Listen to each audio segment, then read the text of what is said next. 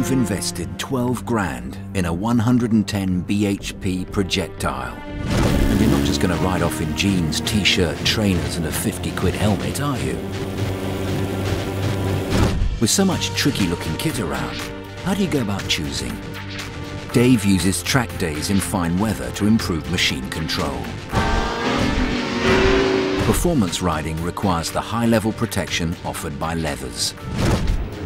That's because if you lay it down at 60 miles per hour, you could slide for about 8 seconds.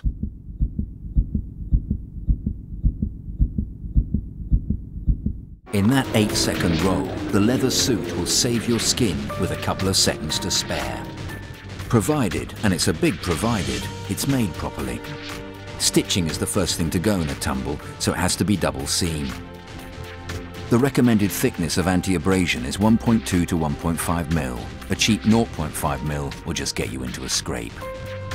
You need impact protection around vulnerable areas. Look for CE approval and large pieces of leather, as multi-seams can have weaknesses. The two-piece is more versatile. You can wear the jacket away from the road, but the zip's your weakest link. It can pull apart in a crash. Michelle uses her Blackbird to commute. Although man-made fabric kit doesn't have the impact protection of leather, it's more practical and offers a better protection from rain and cold. The choice comes down to conditions, machine and riding. Conditions. If you're commuting in winter, low levels of light mean you have to be highly visible, and it helps to have reflective strips on all your kit. Type of machine. A full set of race leathers wouldn't suit a scooter rider, but this outfit is purpose designed. Riding style. Different types demand different kit. So I'd feel quite safe in that. For example, there's plenty of mileage in this for touring. Your body's protected. Now for your extremities. Head, hands and feet.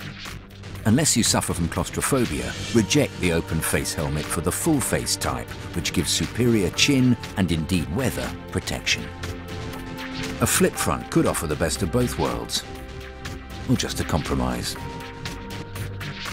Glass fibre is pricier than polycarbonate, but tests show it's still the best due to its ability to absorb energy on impact.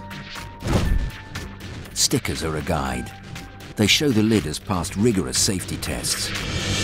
A gold sticker shows the highest level of protection, so go for gold. Thinking about checking your own lid now?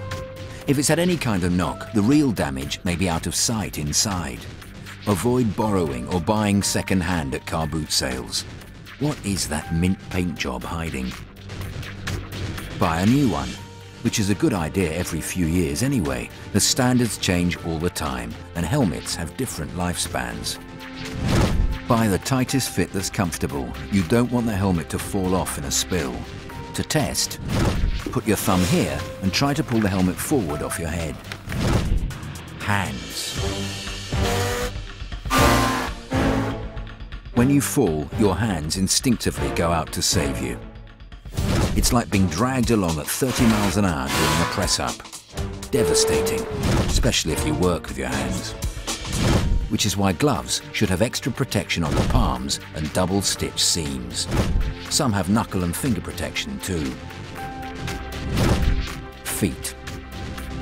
Ankles are very prone to injury, so there's no substitute for a strong pair of boots. Trainer-style boots aimed at scooter riders are now included in the range.